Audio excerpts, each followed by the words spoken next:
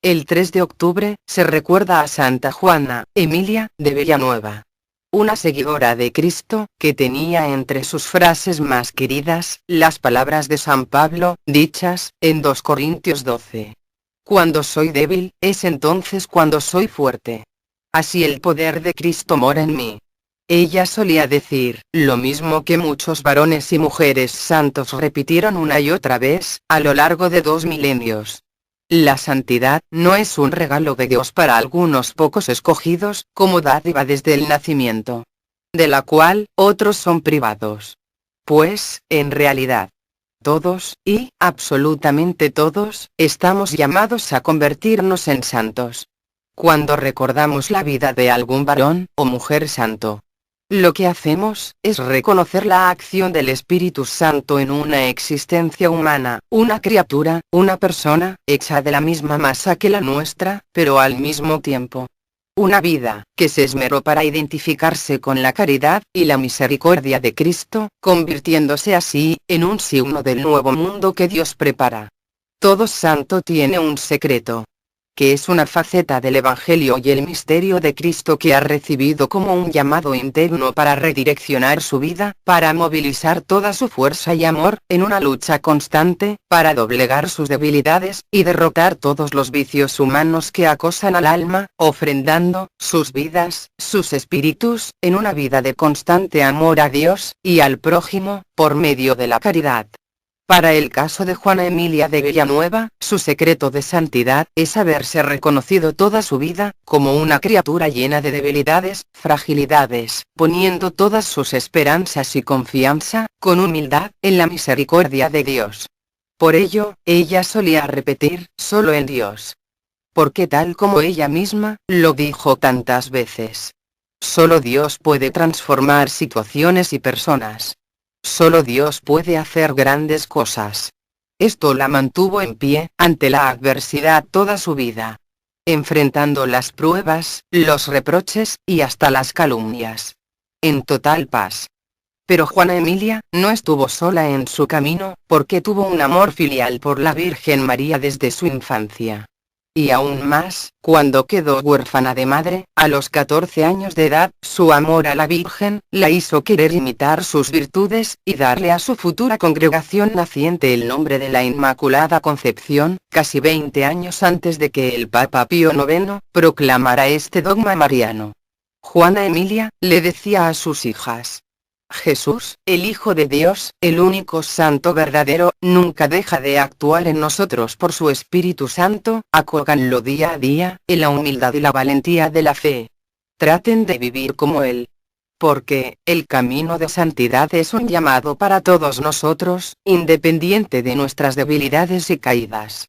Mientras más caemos y fallamos, más debemos abrazar a Cristo en nuestro corazón, nuestra inteligencia, nuestra voluntad, abramos todas nuestras vidas para crecer en nosotros un auténtico amor por Dios. Pero no por ser tranquila y dócil, dejó de ser audaz e intrépida. Pues cuando fue necesario, ella, Emilia, fue una de las primeras superioras, que envió monjas en una misión a Senegal, en un momento en que el clima y las enfermedades estaban causando la muerte de muchos de los que se iban a África. Por ello, después de haber vivido en la pobreza cristiana, tratando de obedecer todo lo que le pidieron, renunció como superiora general, para terminar su vida, alejada de todo honor y honra, siendo una monjita más, sin ninguna autoridad, sobre nada, ni nadie. El epitafio de su vida, lo dijo el año 1854, en su lecho de muerte, cuando fue consultada por unas hijas de su comunidad. Hijas, ustedes deben ir a donde las llame la voz del pobre hombre.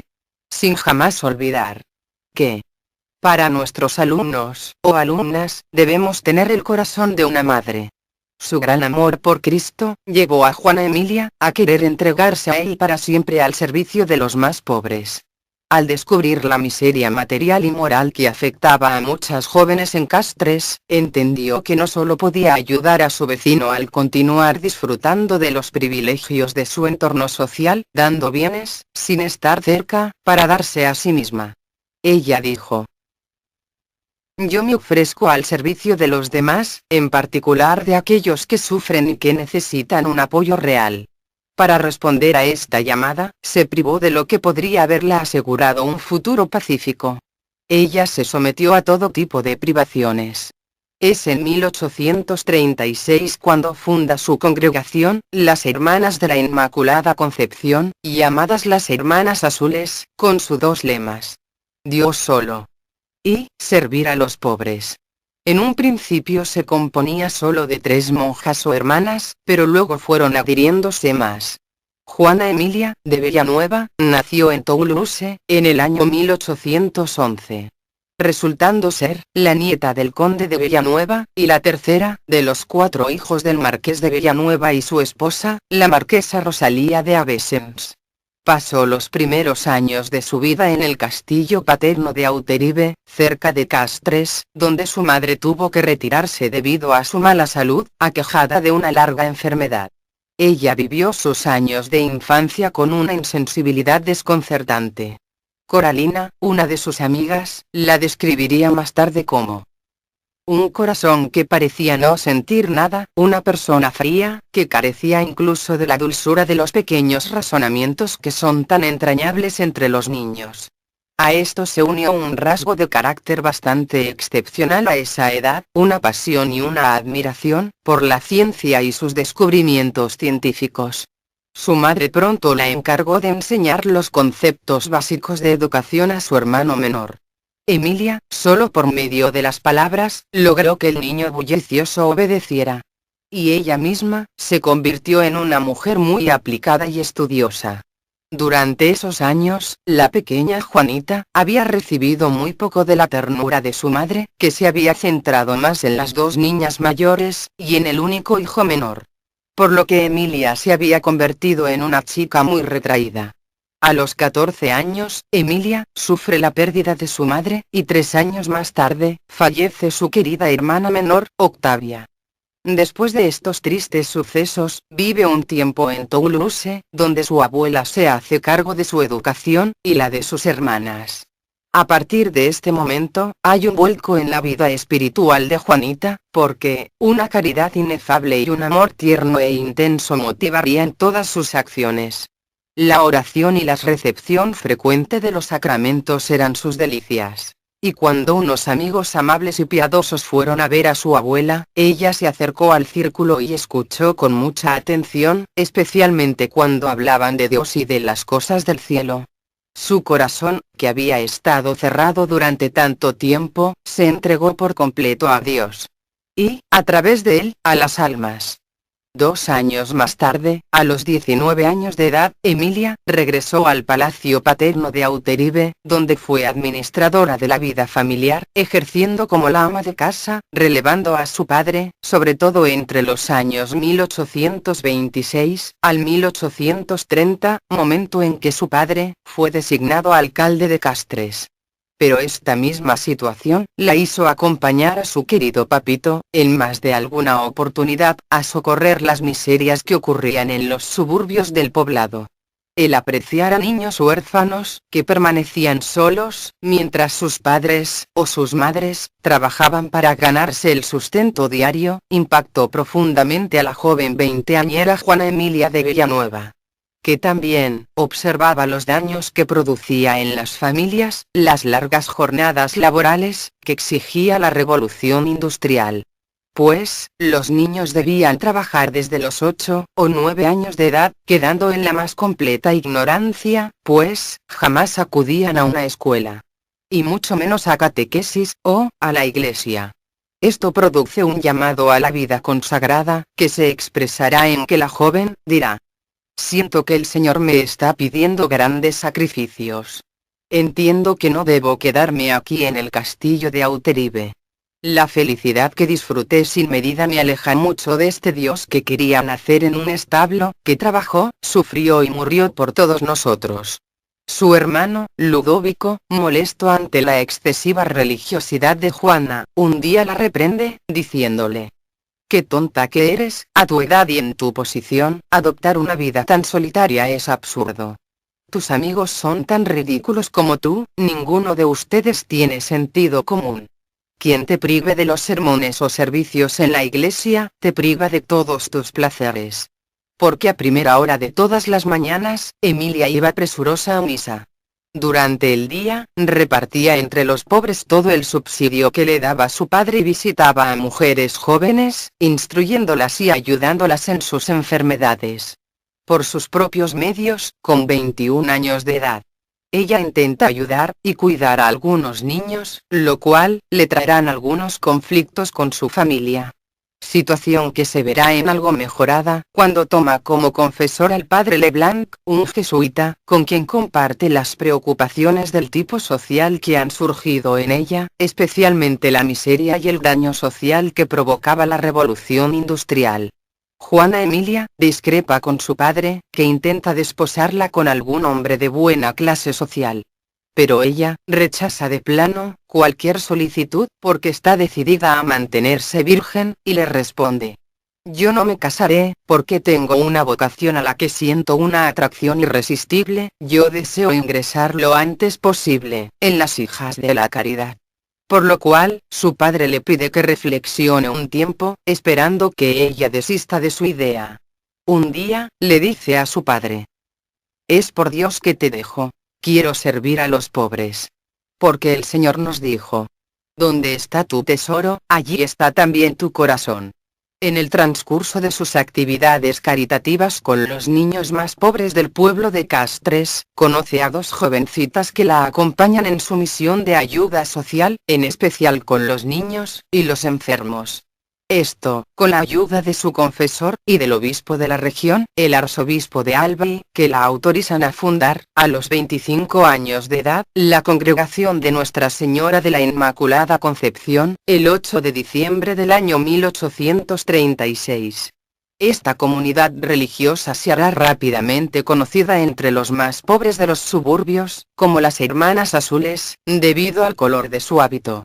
Juana Emilia explica en sus cartas que el nombre de Nuestra Señora de la Inmaculada Concepción, que le otorgó a su congregación, se debe a que desde la muerte de su madre, ella acostumbró a confiar sus alegrías, sus penas, y todas las decisiones que debe tomar, en María Santísima, la cual, además de convertirse en su madre espiritual, también se transformó en su gran protectora, y la compañera de sus viajes y sus proyectos. Las primeras reglas definieron el propósito de la nueva congregación: la educación de los niños abandonados, el servicio a los pobres y a los prisioneros, unida a la enseñanza y capacitación profesional para las mujeres jóvenes. Es por ello que en marzo de 1837, Juana Emilia abrió una sala de costura para 30 estudiantes, pero pronto las costureras de la ciudad se quejaron de una competencia desleal. Por lo cual, los pobladores, que habían sido muy favorables hacia las hermanas cuando se instalaron por primera vez en su casa, se volvieron en contra de las Hermanitas Azules, con comentarios maliciosos, e incluso calumnias, como que albergaban a hombres jóvenes, y que se comportaban en forma licenciosa. En algunas oportunidades, no les querían vender insumos básicos para la alimentación. Lo que causó una crisis en Juana Emilia y sus 3 hijas, incluso algunos párrocos, se pusieron en contra de ellas. Pero su antiguo confesor, acude al convento, para disipar las habladurías, constatando de que todo se trataba de mentiras y chismes malintencionados en contra de las obras caritativas de las hermanas, por lo que el padre Leblanc instó a las monjitas a seguir adelante.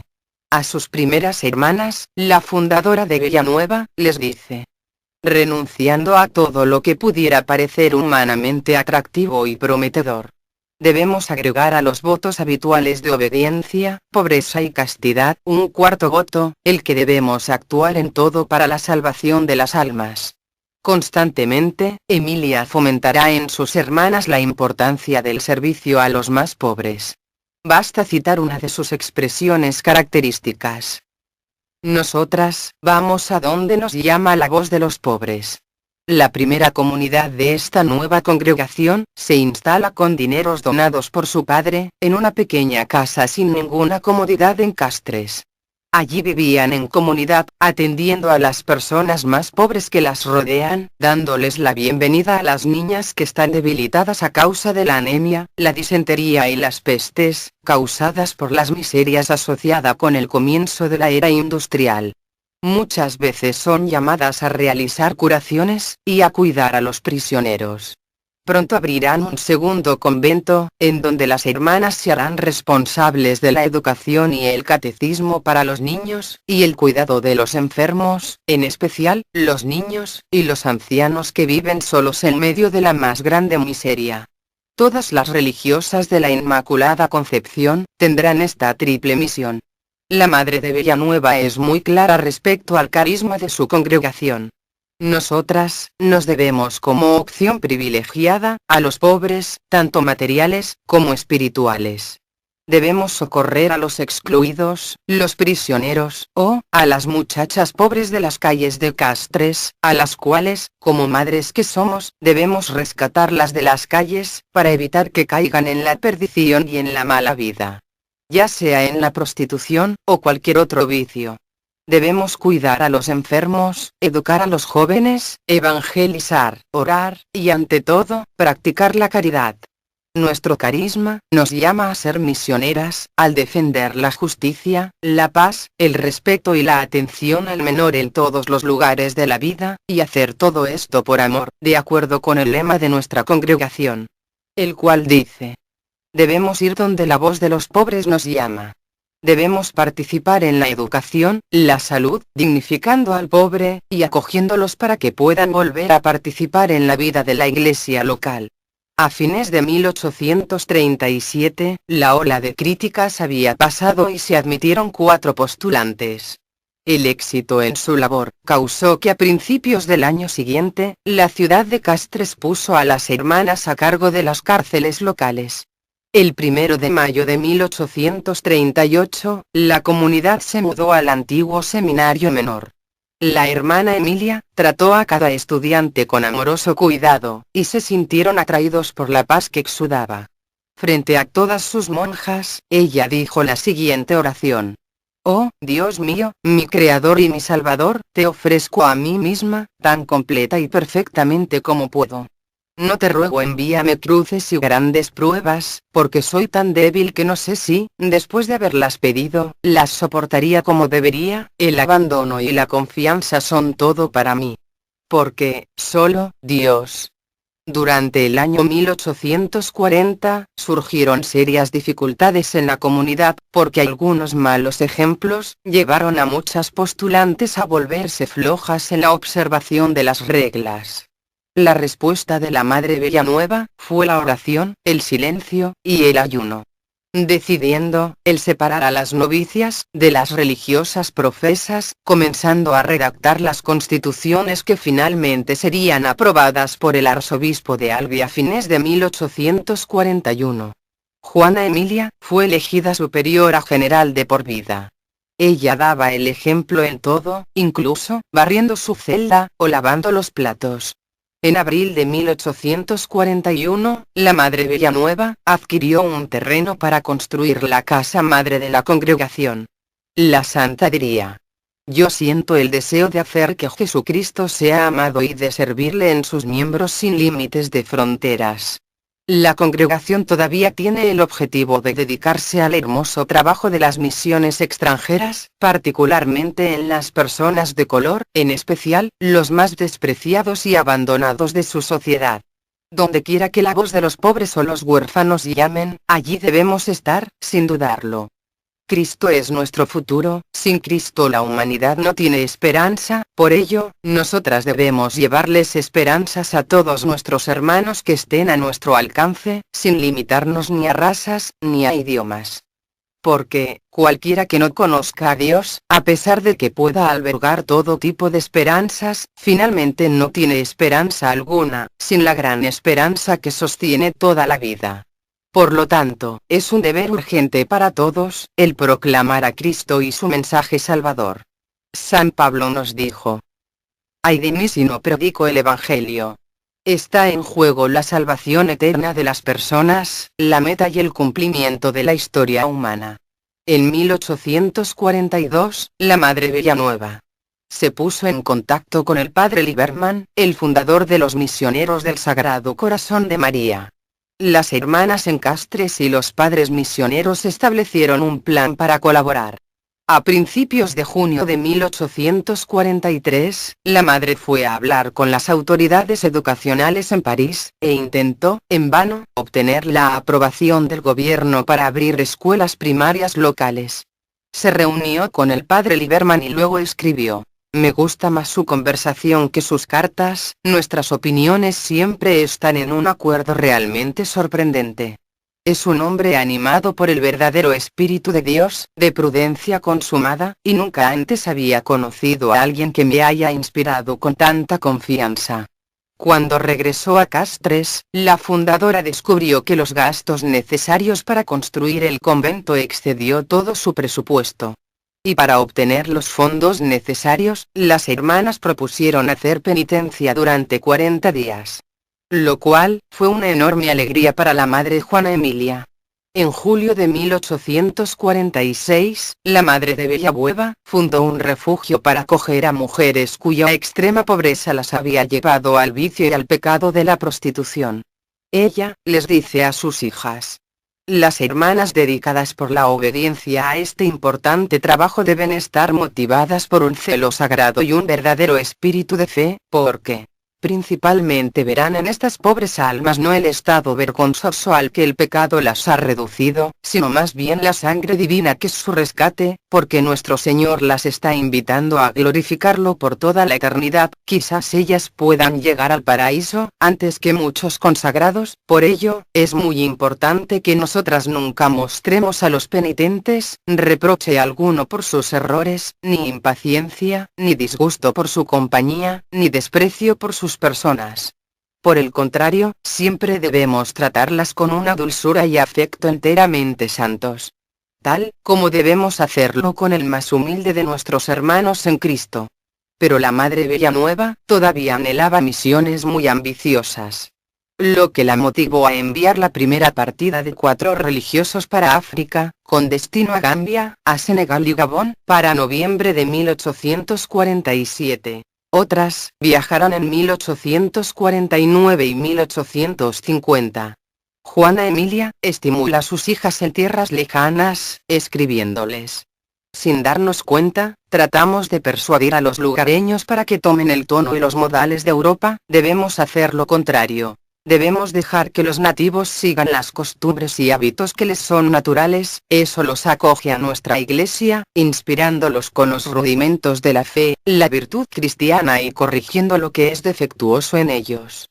El padre Lieberman, guía espiritual de las hermanas, también les escribe a las hermanas en África, invitándolas a cultivar la paciencia en cada prueba. Para estos momentos, la gran fortaleza de Juana Emilia era el corazón de Jesús, en el que depositó toda su confianza. La madre, decía, Él es la única fuente de la que se puede extraer el cuidado, ternura, compasión, hospitalidad, disponibilidad e interés en los problemas de las personas, así como las otras virtudes. En noviembre de 1847, la madre de Villanueva fue a Amiens para retomar un viejo proyecto querido por el padre Lieberman: la creación de un noviciado para las misioneras, en la aldea de San Pedro, cerca de la ciudad. Una mujer joven y una ex monja deseaban establecer una orden terciaria de mujeres laicas. Se habló de combinar el noviciado de la Inmaculada Concepción con la futura Tercera Orden. Sin embargo, surgieron dificultades que obligaron a la madre a abandonar estos planes en mayo de 1851. El padre Lieberman murió a principios de 1852. Su sucesor esperaba que ella retomara este proyecto nuevamente. Perpleja por un tiempo, y profundamente preocupada por las dificultades que surgían en todas partes, tanto en las misiones por África, como en Castres, la fundadora pasó por un período especialmente difícil durante el cual perdió el apetito y no pudo dormir. Cuando estaba, o pensaba que estaba sola, se permitía ceder a las lágrimas, que traicionaban su profunda sensibilidad pero también su fatiga. Afortunadamente, este estado no duró mucho, y pronto la madre recobró la calma, la compostura y el coraje.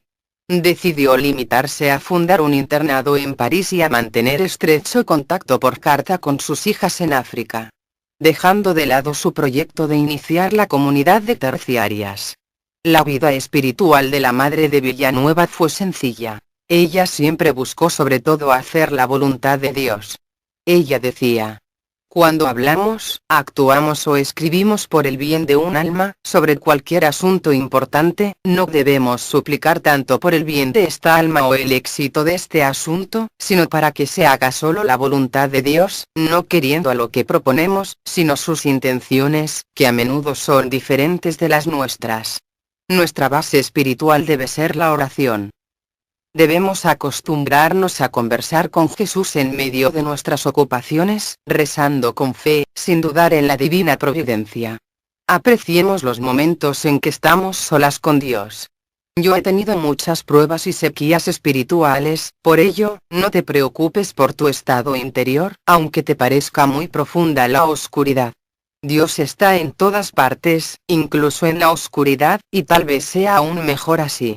Siempre debes sospechar un poco de la ilusión, prefiriendo el ser guiado por una fe desnuda y poco apetitosa. Desconfíen de los elevados deseos de perfección, conténtense solo con desear hacer la voluntad de Dios. Temo el camino de los consuelos para ustedes y los demás, yo prefiero la fe sola, la oscuridad y finalmente las cruces.